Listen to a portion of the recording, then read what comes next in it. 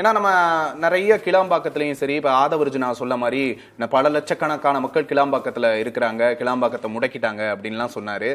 அதை தாண்டி மக்களுக்கு இந்த ஆர்வம் ஏற்பட காரணம் என்ன? அப்படி ஆர்வம் ஏற்பட்டிருக்கு அப்படிங்கிறத நீங்க அட்மிட் பண்றீங்களா?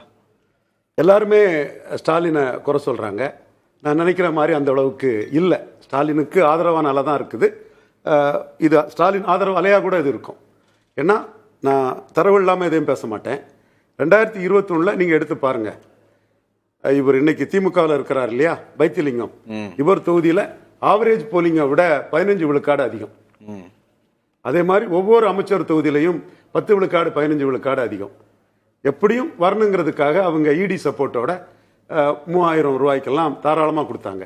இன்னைக்கு அதே டிஸ்ட்ரிபியூஷன் ரெண்டு கட்சியிலையும், குறிப்பாக ஆளுங்கட்சி சைடு மிகப்பெரிய அளவில் கொடுக்கப்பட்டிருக்கு. தென் அதிமுக காரங்களும் அந்த பணப்பட்டுவாடா பண்றாங்க. டிவிக்கே ஒரு 3-4 தொகுதியில் பணப்பட்டுவாடா பண்றாங்க. நாம் தமிழர் மட்டும்தான் பணத்துக்கு ஓட்டுக்கு காசு கொடுக்க கூடாதுங்கிறத பிரின்சிபல்டா இருக்கிறாங்க. பிரின்சிபல்னு பேசக்கூடியவங்க அதை சொல்றதுக்கு பலரும் தயங்குறாங்க. ஸோ இந்த பணப்பட்டுவாடாங்கிறது அதிமுக திமுக ரெண்டு ஒரு சைட்லையும் மிகப்பெரிய அளவில் இருக்குது. பணப்பட்டுவாடா ஹெவியா நடந்த 2021 தேர்தலில் அமைச்சர்கள் தொகுதியில் 10-15 விழுக்காடு வாக்குகள் அதிகம் விழுந்திருக்குது. இப்ப மதுரை மத்தி தொகுதி, இவர் பிடிஆர்னு கூடிய தொகுதி, அதை விட தங்கம் தென்னரசு கூடிய தொகுதியில் 7 விழுக்காடு வாக்கு அதிகம் பதிவாயிருக்குன்னா பிடிஆர் பணம் கொடுக்கல, இவர் பணம் கொடுக்கிறாரு. ஸோ மல்டிபிள் ஃபேக்டர்ல பணம் கொடுக்கிறது போலிங்க்கு ஒரு காரணம். இன்னொன்று விமன் பெனிஃபிஷரிஸ், எம்ஜிஆர் ஜெயலலிதாவுக்குள்ள இமேஜ் மு.க. ஸ்டாலினுக்கு இருக்குது. அது அந்த 5000 ரூபா அந்த 2000 ரூபா கொடுக்கறது, அதில் ஸ்டாலினை நம்புறாங்க. ஸோ அந்த பெண்கள் ஸ்டாலினுக்கு பெரிய அளவுக்கு ஆதரவளித்து வாக்களிக்க வராங்க. அது கூடுதல் ஒரு இதை கொடுக்குது.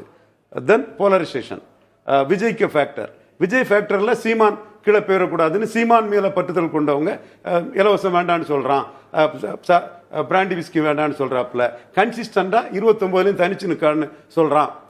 ஒரு இடத்துக்குள்ள நம்ம போக்கஸை வச்சிடக்கூடாது. விஜய்க்கும் பெரிய ஃபேக்டரா இருக்கிறாரு. சபீர் சொல்ற மாதிரி விஜய் ஒரு மேஜர் ஃபேக்டராட்டு வராங்க, நான் மறுக்க வரல.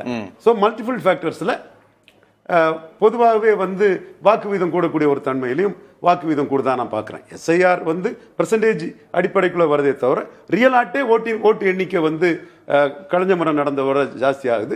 இந்த மல்டிபிள் ஃபேக்டர்ஸ் தான் இது காரணம்னு நான் கருதுறேன். இதுல அரசியல் ரீதியாக நீங்க பார்த்தீங்கன்னா 67 6 விழுக்காடு வாக்கு அதிகம் விழுந்தது.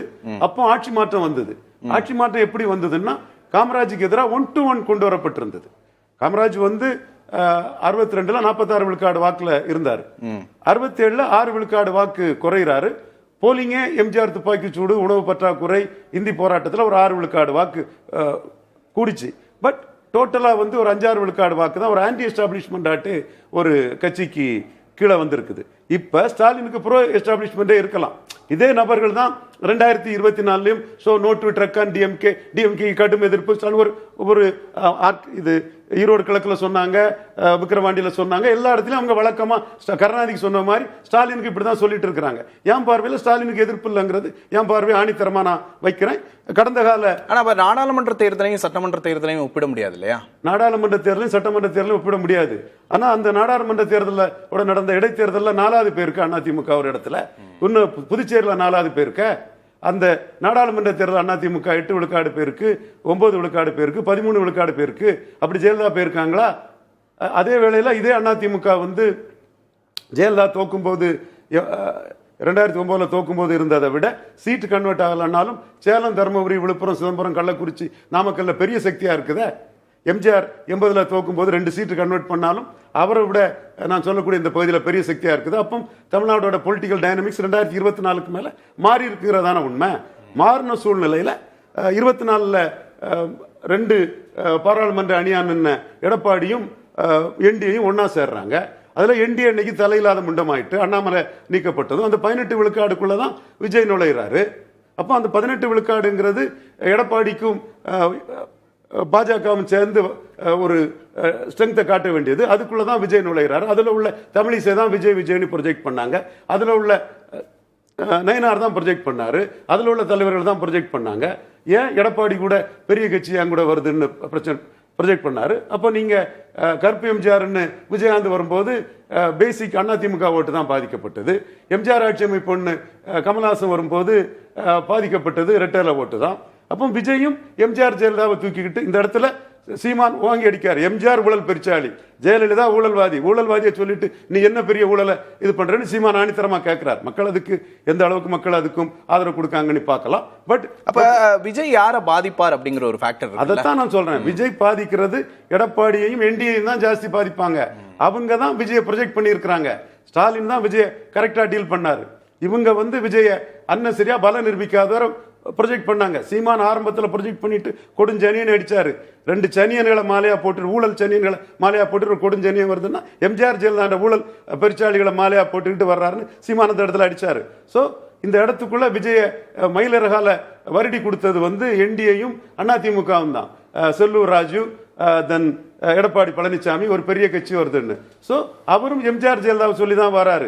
செங்கோட்டையனை தான் ஊழல் செங்கோட்டையனை தான் முன்னிறுத்துறாரு, ஊழல் கூப்பா கிருஷ்ணனை தான் முன்னிறுத்துறாரு. இல்லைன்னு யாராவது இப்போ இந்த வாக்கு சதவீதத்தை ஸ்டாலினுக்கான ஆதரவலை அப்படின்னு எடுத்துக்கணும். கண்டிப்பா எடப்பாடிக்கும் ஸ்டாலினுக்கும் உள்ள டிஃபரன்ஸை விஜய் குறைக்கிறாரு. இதைத்தான் விஜயகாந்த் செய்தாரு, கமல்ஹாசன் செய்தாரு, விஜயும் செய்யறாரு. அப்படி இது செய்யும் போது தோல்வியடைந்த கட்சி தான் புது சக்தியில பாதிப்படையும். ஈர்ப்பு சக்தியற்ற எடப்பாடி பழனிசாமி ஜெயலலிதா 41% வாக்குல இருந்தபோது இன்னைக்கு 20 வந்திருக்கிறாரு. அவர் சீமானு கீழே கன்னியாகுமரி தொகுதியில் போயிருக்காரு, விளவங்கோட்டில் போயிருக்காரு, புதுச்சேரியில் போயிருக்காரு. எம்ஜிஆர் ஜெயலலிதாலாம் இந்த மாதிரி ஒரு பின்னடைவை சந்திச்சதில்லை. அப்படி பின்னடைவில் பலகீனத்தில் இருக்கக்கூடிய எடப்பாடி பழனிசாமி விஜயாலையும் கடுமையான பாதிப்புக்கு உள்ளாகிறாரு.